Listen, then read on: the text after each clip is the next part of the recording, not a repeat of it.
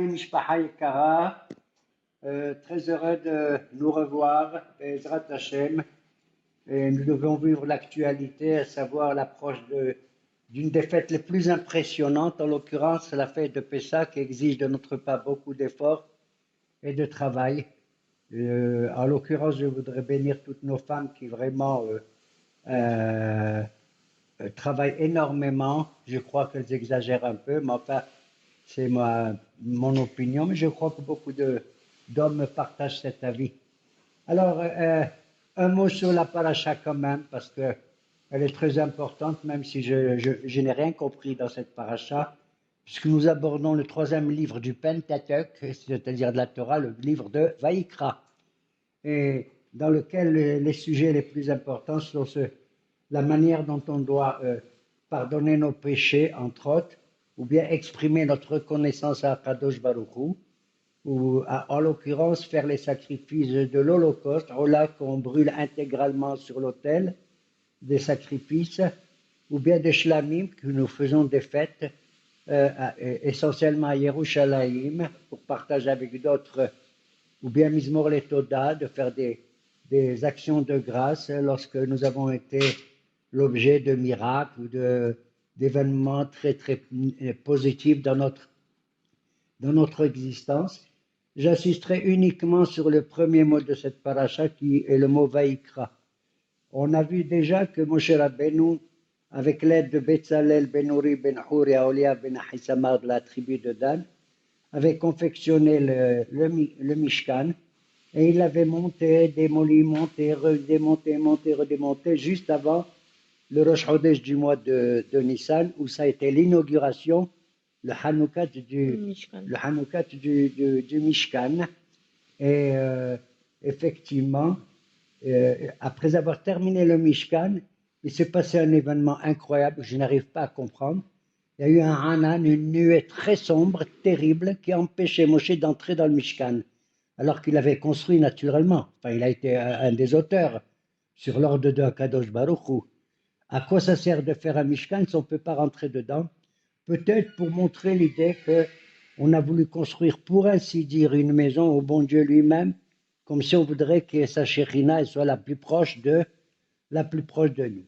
Mais si Akadosh Baruch Hu est présent, il s'appelle Shekhinah, ça veut dire quoi Shekhinah? Shachen, un voisin. Oui. Donc il faut qu'il accepte l'entrée aussi des êtres humains, en l'occurrence des Kohanim et de tout l'Am Israël, s'il le souhaite. Et on voit à la fin du livre de Shemot que ce nuage-là était comme un paravent, un mur qui empêchait Moshe d'entrer. Il y avait Hanan comme ça très fort. Et au bout d'un certain temps, brusquement, le premier mot du livre de Vaïkra, c'est quoi? Et Dieu appela Moshe et lui a dit, Moshe, Moshe. Moshe Rabbeinu était le seul à avoir entendu la voix d'Akadosh Baruch Hu, même si elle était puissante. Personne d'autre que lui n'a entendu. Et il lui a dit, tu peux entrer. De là, j'apprends que quand quelqu'un il veut rendre visite à un autre, il faut qu'il toque à la porte d'abord, avant d'entrer, il n'ouvre pas la porte. Et qui c'est qui a toqué à la porte avant que Moshe y rentre? C'est Akadosh Baruch Hu, puisqu'il l'a appelé. Et le mot Vaïkra, Dieu a appelé Moshe. Waouh, quel personnage important pour rentrer dans le Mishkan. Mais ce mot, il l'a appelé, tu sais comment il a écrit Vaïkra? Vav Yud Kufresh. Le Aleph de Vaïkra est tout petit. On l'appelle Aleph Zehira, le petit Aleph. Pourquoi Moshe a écrit un petit Aleph? Tout simplement parce que Moshe est Hanaf. C'était un homme tellement humble. Nachon, il était Hanaf comme tout. Il n'a pas voulu qu'on dise le seul personnage que Dieu appelle, c'est Moshe. Alors il a créé un petit Aleph, par pudeur. Mamash par pudeur. Ça veut dire que c'est le mot Aleph, il fait allusion aussi, il fait allusion à ceux qui sont petits. Qui c'est qui est petit dans la population? C'est les enfants. De là, j'apprends que les enfants, ce sont les seuls qui, à leur manière, comprennent le mieux le livre de Vaïkra qui parle des sacrifices. Moi, je n'arrive pas à tout comprendre. Et pourtant, je suis âgé, je suis Naharaïti comme Zakanti, et on me dit que ce sont les enfants, vraiment, qui peuvent comprendre, qui sont émerveillés de voir qu'une espèce de mangal, comme on fait à l'intérieur du Beth Amikdash. Aleph, c'est les enfants. Aleph, ça s'écrit comment? Aleph, la P. Aleph, d'accord? Ça veut dire ouvre-moi ma porte, ô ma sœur bien-aimée. C'est dans Shirashim, Pithili Ahoti. Qu'est-ce que c'est Pithili Ahoti? C'est les premières lettres, c'est P, Lamed, Aleph, c'est Aleph. Et derrière le mot Aleph, ça veut dire apprends-moi, Aloufeni, Alouf, comme un Alouf, Nahon, celui qui t'enseigne, qui est le meilleur de tous, le Alouf, Nahon. Alors de là, j'apprends que si tu veux comprendre tous les corbanotes, adresse-toi à un enfant, et il va te dire de manière la plus pure qui soit. Pourquoi? Parce que les corbanotes, c'est le fait non pas de sacrifier uniquement, mais les karev et la kadosh baruch. Je ne sais pas comment. C'est avec mon ratson, avec ma volonté que je m'approche de Dieu. Mais étant donné que je vais offrir même mon gouffre, même ma vie physique, pour ainsi dire, alors à la place de moi, Barmennen, eh ben je prends un animal, peu importe. J'entre pas dans les détails des corbanotes. Un jour, peut-être, on essaiera de les comprendre véritablement. Et pour les comprendre, je vais m'adresser à mes petits-enfants qui vont me l'expliquer. À l'entrée de la fête de Pessah, déjà, nous avons à enseigner les 4 parachutes spéciales, Shkalim, Zachor, Para et Ahodesh. Oui. Il y a 4 parachutes spéciales qui nous introduisent dans le premier mois de l'année. Je dis bien le premier mois de l'année. Et il est enseigné comme ça dans la paracha de Bo qui dit Ahodesh azelachem rosh hodashim. Ce mois est pour vous, ô enfants d'Israël, le début des mois. Ça veut dire il est pour vous. Ça veut dire jusqu'à présent, le début de l'année, le premier de tous les mois, c'était pas Nissan, c'était quoi? Tishri. C'était Tishri dans toute l'humanité, y compris pour nous. La preuve, c'est quand il nous dit de faire le Korban Pessah, il nous dit de le faire le 14e jour du mois de Nissan au soir. Non, le 14e jour du mois de Nissan au soir, c'est pas Yud Dalet Ben Nissan, c'est Tedvav déjà, c'est le 15e. Puisque chez nous les Juifs, le jour il commence quand? La nuit. Nahon? Oui. Quand est-ce que tu commences Shabbat? Vendredi soir. Ok? Alors il a dit non. Maintenant il va se passer une révolution dans une chose que personne n'y fait attention, qui est le Zman. La révolution, c'est plus Tishri qui est le début du mois, c'est le mois de Nissan. Et c'est merveilleux. Parce qu'à Tishri, le bord de Ganda, il fait froid, il y a la pluie, il y a tout ça. Mais Nissan, c'est la nature qui se réveille. C'est la vie qui apparaît véritablement. C'est comme la mahloquette qu'il y a entre Rabbi Yoshua et Rabbi Eliezer, qui dit, il dit, quand est-ce que c'est le début, quand est-ce que le monde a été créé? Il a dit, non, c'est au mois de Tishri, la preuve en fait Rosh Hashanah. Il a dit, non, pas du tout, c'est à Nissan. Alors, qui c'est qui a raison, l'un ou l'autre?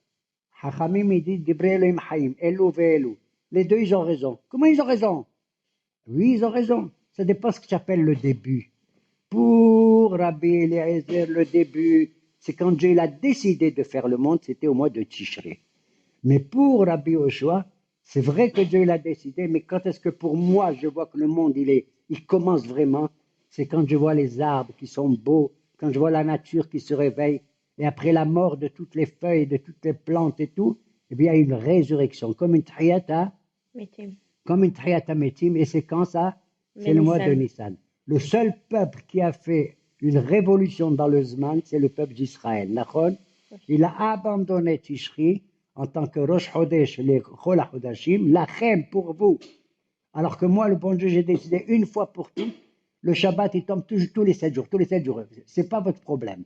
Mais si vous décidez de faire que Rosh Chodesh, il tombe tel jour, par rapport, et à partir duquel, grâce au Rosh Chodesh, on va décider quand est-ce que ça tombe Kippour, quand est-ce que ça tombe Pétah, c'est par rapport à Rosh Chodesh. Il leur a dit comme ça, à Chodesh Hazeh Lachem, ça veut dire que le Beit-Din, ou le Sanhedrin, qui est dans la Lishkat HaGazit, dans une salle proche du Beit HaMikdash, vont décider quel est le jour où va tomber Rosh Chodesh, par rapport à la vision des Haïdim, des témoins, qui vont venir nous dire la lune, elle est comme ça, elle est comme ça, elle est comme ça. Et donc, on va décider par rapport à un calendrier qui n'est pas que solaire, comme chez certains Goyim, qui n'est pas que lunaire par rapport à la lune, comme d'autres Goyim, tu vois à qui je fais allusion, les chrétiens d'un côté et l'islam de l'autre, mais nous, on a un calendrier luno-solaire qui tient compte à la fois, c'est incroyable. Dans le Zman, entre la lune et le soleil, il y a un mouvement, il y a de la vie. On tient compte des deux dans la nature, tu comprends? Voilà pourquoi c'est le Beit Din à Yerushalayim, seul à Yerushalayim, qui doit décider. Si un bédine, même il est intelligent, je sais pas quoi, au Danemark ou en Afrique du Sud, hein, on n'accepte pas. Pourquoi je raconte ça? Parce que la Gemara nous raconte qu'un beau jour, il y a un grand hacham, inouï, Rabbi Yoshua. Il était dans le Beth Midrash avec le prince, le maître, le président de tous les hachamim, c'est Rabban Gamliel. Et il lui a dit, Rabban Gamliel, il a dit, on a décidé maintenant que Rosh Chodesh c'est lundi. Rabbi Yoshua, il se lève pas du tout, alors que c'était son élève. Il a dit, il a dit, le Yom Kippourim c'est lundi, a dit Rabban Gamliel. Et Rabbi Yoshua, il a dit, non, non, non, c'est dimanche. Rabban Gamliel, il s'est énervé. Il lui a dit, écoute, si pour toi Kippour il tombe dimanche, je t'oblige à venir me voir avec ton argent, ton bâton et ton sac. C'est un jour de venir à Kippour avec l'argent et ton argent. Moi, je dis à tout le monde, c'est lundi. Ils ont attendu la semaine d'après, c'était le dimanche. Tout le monde attendait, était nerveux. Qui c'est qui arrive? Rabbi Yoshua. Il arrive avec le bâton, avec son argent, avec son sac, le jour où il a décidé que pour lui, c'était Kippour. Ça veut dire quoi? Ça veut dire qu'il a accepté la décision de son maître, qui Rabban Gamliel. T'as compris? Quand tu l'as vu ça, Rabban Gamliel, il a pris, il a dit, viens, bosse, je t'embrasse. Il l'a embrassé. Tu es mon élève dans ça, mais tu es mon rave dans l'acceptation de ma décision. Comme ça. De là, on apprend que c'est le Bédin qui décide, c'est pas les Talmidim, même s'ils sont des Talmidim Hachamim. Ok? Il y a une deuxième histoire affreuse. Je dis vraiment affreuse, mais elle nous enseigne quelque chose. C'est l'histoire d'un rabbin qui s'appelait Rabbi Hanina. C'était justement le neveu de Rabbi Yoshua que je viens de parler. Ce Rabbi Hanina, un jour, il était en Babylonie, là-bas chez les Irakiens, j'en sais rien, ou les Iraniens, et il était avec ses élèves, lui, et il a dit, je suis le maître de tous les Talmidei Hachamim, je vais décider que Rosh Chodesh il tombe tel jour. Comme ça, il a dit. Quand il a appris ça, Rabbi Yehuda Hanassi, il a dit quoi? Il veut faire le Rosh Chodesh alors qu'il n'est pas en Israël, il n'y a qu'en Israël. Il a envoyé ses élèves, Rabbi Yehuda Hanassi, allez le voir et vous allez lui parler pour essayer de l'empêcher de faire le Kiddush HaChodesh. Ils sont allés. Quand il les a vus, waouh, il était content, Rabbi Hanina. Quoi, des grands Talmidei Hachamim qui viennent me voir pour m'écouter quand je parle. Waouh, vous êtes merveilleux. Ok, il a dit que c'était des gens super. Il enseigne la halakha. Il dit telle chose, elle est tahor. Et eux, qu'est-ce qu'ils disent? Non, elle est tamée. Après, il dit notre halakha, telle chose et telle chose, elle est tamée. Ils ont dit non, non, non, elle est tahor. Après, il continue, il devient fou. Cette chose, elle est moutar, permise. Non, non, non, non, elle est assour. Après, il dit telle chose et telle chose, elle est assour. Il dit non, non, non, elle est moutar. Le contraire de tout ce qu'il dit, les hachamim qui sont venus au nom de Rabbi Yehuda Hanassi, ils ont dit le contraire. Il s'est énervé, Rabbi Hanina. Quoi? Chaque chose que je dis, vous dites le contraire et tout ça. Qui vous êtes? Vous êtes rien du tout.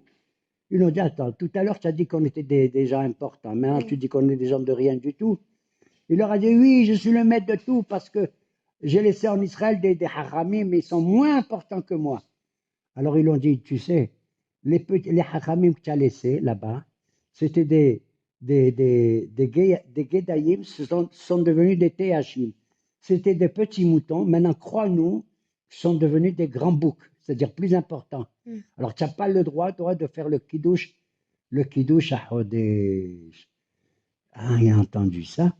Et il a voulu continuer à faire ça. Ils ont dit, écoute, nos maîtres ils nous ont enseigné dans la Gemara, Ki mitzion tetze Torah, udbar Adonai mirushalayim. La décision, elle revient des Hachamim, quels qu'ils soient, qui viennent d'où? De Yerushalayim. Quand ils ont dit ça, ils ont dit, écoute, si tu crois que là où tu habites à Babel, ça ressemble à Yerushalayim, t'as qu'à dire, pas Ki mitzion tetze Torah, mi Babel tetze Torah, ou mis les Pyrénées, ou mis le Mont Blanc, tetze à Torah. D'accord? Il s'est mis à tous les gens qui étaient autour de lui, se sont mis à pleurer, à pleurer, à pleurer. Et ils ont compris que c'était Yerushalayim qui était le plus important. Bien entendu, à l'origine à l'origine de la halakha. D'accord? Donc, cette révolution dans le calendrier du Zman, du temps, est très, très importante, qui nous permet, nous, de mesurer le temps et de le vivre. Parce que jusqu'à présent, tu sais, les secondes dépassent, on ne sait plus quel est le passé, le présent, quel est l'avenir et tout. Mais c'est grâce à notre calendrier que, Baruch Hashem, ce calendrier, il meuble le temps. On a Pessah, Shavuot, Sukkot et tout. Et il faut dire la vérité, de toutes les fêtes, la fête de Pessah est, elle est la plus marquante. Elle est la plus marquante étant donné qu'on va exclure quelque chose. En général, dans la Torah, on interdit de manger pas kasher, nachon. Oui. Et on dit que celui qui ne mange pas kasher, tel et tel péché, il doit faire tel tchouva et tel korban et tout. Mais à condition que tu manges un kazaït. Si tu as mangé un truc pas kasher, au minimum de la grosseur d'une olive. Mais en ce qui concerne Pessah, ils te disent maintenant, mesdames et messieurs, pendant 7 jours, vous ne mangerez pas du hametz. Ah bon? Bon, on ne mangera pas. Donc une grosseur de... Aucune grosseur! Même un petit grain de rien du tout de hametz, c'est un dire. Machéou. Donc on voit que le issour, l'interdiction de hametz, c'est plus grave que même de ne pas manger kasher. Tu entends? Beaucoup plus grave. Voilà pourquoi nous, on fait attention à chaque chose. Et on doit faire la Bédikat Hametz le 14e jour du mois de Nissan. Et on fait attention que même le Hametz, on ne le mange pas au 14e jour à partir de midi. Il y en a même à partir de 11h. Et quand on fait la bracha sur le Bi'ur Hametz, on dit Al Bi'ur Hametz, qu'on doit le brûler. Je l'avais dit la dernière fois, de nos jours, on le brûle effectivement. À l'époque, nous, on le jetait dans un fleuve, on le jetait, etc., comme je le racontais véritablement à Constantine. Et alors, il faut dire un mot sur le Seder de Pessah. D'ailleurs, c'est incroyable, il est indiqué pour tout le monde de la même manière. Kadesh, Urhas, Karpas, Yahat, Magid, Rohta, Motsi, Matza, Maror, Korech, Shulchan Orech, Safon, Barich, Elem, Nisa. Il y a en tout 15. Il y a 15 étapes dans le Seder de Pessah. Bon, le chiffre 15, certainement, ça veut dire que ça se rapporte au nom de Dieu. Yud est possible, c'est possible. D'accord? J'ai oublié de dire que je l'avais déjà enseigné, c'est que Ayotse Bime Nissan, Ve'eroe Ilanot, celui qui sort au mois de Nissan, dès le début, il ne faut pas attendre plus tard. On peut le faire plus tard.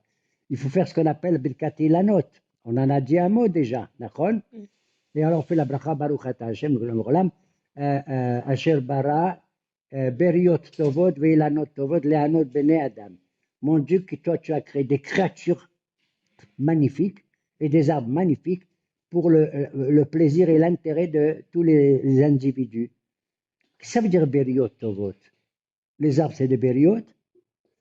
Là, les gens, les Mekoubalim, ils disent, oui, tu sais, en vérité, il y a ce qu'on appelle l'histoire du Gilgoul. Il y a des Neshamot de tous nos ancêtres qui reviennent dans le monde sous différentes formes. Ça s'appelle le Gilgoul. Et certains, ils reviennent dans les fruits des arbres. Et alors, c'est pour ça qu'on fait une bracha pour purifier ces Neshamot qui sont descendus du ciel, qui sont morts il y a longtemps, et les faire intégrer leur demeure dans le Gan Eden. Tu comprends? Voilà pourquoi on dit Beriot Tovot. Beriot Tovot. Et on doit faire cette bracha quand on va. Il y a écrit Ayotse Bimem Sal. Ça veut dire Ayotse. Et si j'ai un jardin, moi j'ai un arbre avec fruitier, je peux faire ou je ne peux pas faire? Bien sûr que je peux faire d'après la halakha. Mais d'après certains, avant, ils disaient Ayotse. Ça veut dire celui qui sort de sa ville, il va dans la campagne, il voit vraiment les arbres. Mais de nos jours, Baruch Hashem, il y a des arbres partout, et surtout des arbres fruitiers. Mais pas pendant que les fruits sont dans l'arbre, il faut faire la bracha. C'est au moment où il y a les fleurs. Aroe beliv louvé. Celui qui voit les fleurs, et ces fleurs, avant qu'elles tombent, elles vont donner naissance aux fruits. C'est tant que l'arbre il est avec des fleurs, pas avec des fruits, qu'il faut faire cette bracha. Il y en a qui exigent qu'il faut qu'il y ait 2 arbres pour faire la bracha. Et d'autres, ils ne disent pas du tout, même un seul arbre, ça suffit, mamache. Et tu peux le faire dans ton jardin si tu as un arbre comme ça, fruitier. Ou si tu n'as pas, tu peux aller chez le voisin qui a un arbre, à condition que le voisin il accepte que tu entres dans son Jardin. dans son jardin, bien sûr. Mais en principe, les gens ils sont contents que tu fasses une bracha dans leur jardin. Voilà pourquoi donc, effectivement, cette bracha, elle met le temps, le zman consacré, elle le marie, elle la couple avec la nature, tu comprends? Entre le ciel et la terre, on voit qu'il y a véritablement que toutes nos prières de Mashi Baroua, Mourid Geshem ont donné leur fruit. Et alors donc, il y en a qui attendent ce soir du Seder vraiment où tout le monde doit participer et surtout les enfants. Il faut leur demander de poser des questions, il faut leur expliquer à leur manière qu'est-ce que c'est que ce Seder. Moi, je vous dis la vérité, ce Seder, il est tellement long, on parle tellement qu'au lieu du Seder, tu sais ce que j'attends moi? Pas le Seder, le dessert. C'est-à-dire le moment où on mange motzi matzah, etc. Et on doit toujours commencer par la Kedusha, par la sanctification de Kadesh Urhat, et de manger le céleri. Exprès, on mange un petit légume de rien du tout, même pas une grosseur d'une olive, et celui qui se lave les mains, Kadesh Urhat, chez nous, c'était le Baal Habayit, le chef de la maison, qui se lave les mains sans faire de bracha. Pourquoi? Parce qu'on va manger moins d'un kazaït, et qu'ensuite, on n'est pas obligé de faire une bracha à Harona. Et donc, on fait Kadesh Urhas, on mange un morceau de carpas et on continue tout cela. Et je voudrais relever une seule chose, on en parlera une autre fois, sur le contenu de la Haggadah. Ça veut dire la manière de transmettre la Torah. C'est pas uniquement la halakha dit ça, c'est permis, ça c'est interdit, ça c'est permis. Pourquoi? La preuve, c'est que toute la Haggadah, elle était faite keneged mi, keneged arba'a bani dibera Torah. C'est extraordinaire. La Torah, elle parle par rapport aux enfants, surtout. Ils sont émerveillés de tout ça. Et quelle que soit la nature des enfants, et Had Hacham, tu lui parles. Et Had Rasha, il n'est pas bien, tu lui parles. Etc. Tam, le naïf, et le Shenodé Alisha, celui qui ne s'est pas posé d'action. Tout cela, ce sont tes enfants. Même s'il y en a un qui n'est pas rentré, il ne fait pas Pessah avec toi, parce que le pauvre, il a ses idées à l'extérieur de la vie, à l'extérieur de la Torah. Mais celui-là aussi, il faut voir pourquoi on boit 4 verres de vin le soir de Pessah. Par rapport à quoi? Par rapport aux 4 verbes que Dieu, action que Dieu il a fait pour nous sortir d'Égypte. Nachon. Il y a écrit là-bas Veotseti, Veitzalti, Vegalti, Velakahti, et Tremli Le'am. Nachon. Et il y a 4 verbes, 4 étapes de la libération d'Égypte. Et c'est pour ça qu'on boit 4 verres de vin. Et il paraît certain, c'est la mitzvah la plus importante du soir de Pessah. Alors ceux qui ne supportent pas le vin, ils peuvent boire du jus de raisin, bien entendu. D'accord? Oui. Absolument. Et donc, mais brusquement, on voit, au bout du 4e verre, qu'est-ce qu'on fait? On remplit un 5e verre. Qui c'est ce 5e verre? Personne ne le boit, c'est pour Eliyahu Hanavi. Moi, je dis oui, Eliyahu Hanavi. J'ai fait, chaque année, j'ai mis un 5e verre. J'ai pas vu qu'Eliyahu Hanavi, il a bu. J'ai pas vu. Et je vais ouvrir la porte quand on va, juste avant qu'on fait le halen. Et puis, qui je vois arriver? Je vois arriver le 5e banim, le 5e enfant qui était dehors. Et Yeratson, je voudrais que c'est lui qui boive mon 5e verre. Je dis un mot sur rien que le début de la Haggadah. Rien qu'un mot. Tu vois, il y a écrit Vehigadta, c'est la Haggadah. Il n'y a pas écrit tu enseigneras et tout, avec une manière grandiloquente et tout, pas du tout. Une Haggadah, ça veut dire que tu racontes quelque chose de hlo, d'amusant, de sympathique. Bémet, maman de sympathique. À tel point que nos maîtres, ils ont dit, écoute, comment on va commencer la Haggadah, comment? Et il y avait à l'époque de la Gemara, il y avait 2 sortes de groupes juifs. Certains, ils commençaient par Avadim, ou les pharaons. Ils mettaient l'accent sur l'esclavage, qu'on a souffert, c'est les Égyptiens, et maintenant on est libre, on est Ben D'autres, ils disent non, non, non.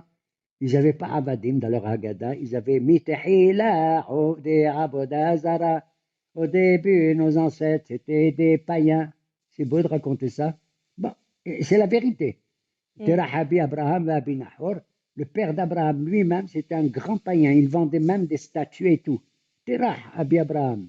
Va'abinahor, etc. Alors, il y avait des juifs qui commençaient la Haggadah qu'avec Avadim, et des juifs qui commençaient la Haggadah qu'avec Mitehila Ovdei Avodah Zara. De nos jours, Baruch Hashem, qui sont adorables nos rabbins, ils ont dit on va faire la Haggadah avec les deux textes, et avec Avadim, et avec Mitehila. Alors, il y en a qui disent oui, mais on commence par Mitehila, Ovdei Avodah Zara, après on fait Avadim. D'autres, je les adore, ils ont dit non, non, non, non. On va commencer par Avadim, et après on dit Mitehila. Parce que nos Hachamim, ils ont dit Mathilim bignot, Msaïlim bishvah. La Haggadah, il faut raconter dans quel état on était affreux, nous les Juifs à l'époque. Il faut commencer par les choses condamnables sur notre caractère, notre manière de vivre, et après dire combien on s'est amélioré, l'ishvah. Alors il y avait deux sortes de penseurs juifs. Il y en a qui pensent que le mieux, c'est de rappeler qu'on était des païens et maintenant qu'on n'adore que le bon Dieu. Donc on commence et on fait la Haggadah par Mitehila. Donc ils ont dit non, non, non, non. On va commencer la Haggadah par Avadim Aïnou les pharaons. Que ce qui compte, bien sûr c'est bien que maintenant on étudie la Torah et tout, mais ce qui compte c'est que chacun d'entre nous, il est sorti de l'esclavage et qu'on sent qu'on a notre pays, qu'on est indépendant. Même si dans notre pays il y a des gens pas bien et tout, mais ce qui compte c'est qu'on n'est plus des Avadim. Ah bon? Oui. Et regarde ce qu'il y a écrit dans ce Avadim, tu vas devenir folle et tu vas devenir fou, mon fils. Avadim, Aïnou, les pharaons Misraïm. Nous étions esclaves de Pharaon en Égypte. Qu'est-ce qu'elle dit la suite? Va'afilu kulanu hachamim, kulanu nevonim, kulanu odim ta Torah, mitzvah alenu le saper b'tziat Misraïm. Je deviens dingue. Même si on est tous des hachamim, nous on est des gens intelligents, kulanu nevonim, on est plein de bina et tout. C'est une mitzvah pour nous le soir de Pessah de raconter la sortie d'Égypte. Quoi, les hachamim, tu leur dis que c'est une mitzvah? Les gens pshoutim, ils font la Haggadah et tu dis aux hachamim de raconter la sortie d'Égypte. Pourquoi eux aussi, ils ne doivent pas faire cette mitzvah de raconter Yetziat Mitzrayim? Pourquoi on fait la Haggadah?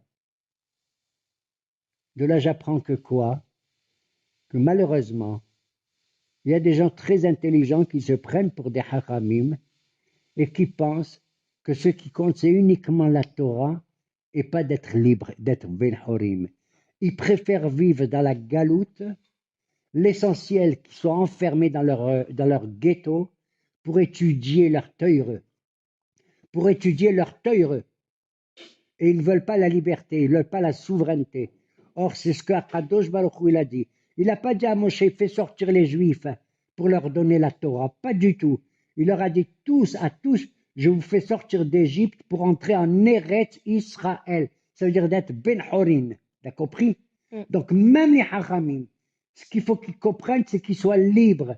Et c'est dans la liberté que, précisément, ils peuvent respirer et étudier encore mieux la Torah que dans leur ghetto ou dans leur méla. Nachon? C'est ça que je voulais dire. Rien que dans ce texte de Avadim Aïnou les pharaons, que ce qui compte, c'est qu'on soit libre et qu'on puisse construire le pays dans lequel Dieu nous a confié, Baruch Hashem, grâce à beaucoup de gens qui se sont mis à le construire, même s'ils n'étaient pas tous religieux. Je vais conclure. J'en ai marre de dire je vais conclure. Parce que j'ai appris dernièrement que qu'est-ce qu'on doit faire, la sortie d'Égypte pour entrer en Israël, d'accord? Oui. Il y a actuellement des dizaines et des dizaines et des dizaines de voyages qui sont organisés pendant Pessah chez des ultra-orthodoxes, des gens très religieux qui veulent passer Pessah, tu sais où? En Grèce. Il y a au moins 12 voyages en Grèce, t'entends? 12 endroits. Il y a 5 endroits en Italie. Il y en a à Dubaï. Il y en a, je ne sais plus où, en Afrique du Sud, je t'assure, Bémet, en Australie. Et tu sais qui c'est qui voyage le plus pendant Pessah, qu'on doit sortir d'Égypte pour entrer en Israël? C'est les ultra-orthodoxes. C'est les gens les plus religieux. Et tu veux que je te dise autre chose? Eux, ils disent qu'ils sont pauvres, qu'ils font plein de hesed et tout, c'est vrai. Mais où ils trouvent cet argent? Une famille qui a un couple avec rien que 4 enfants, parce que Dieu bénisse, ils ont beaucoup d'enfants, Nachon.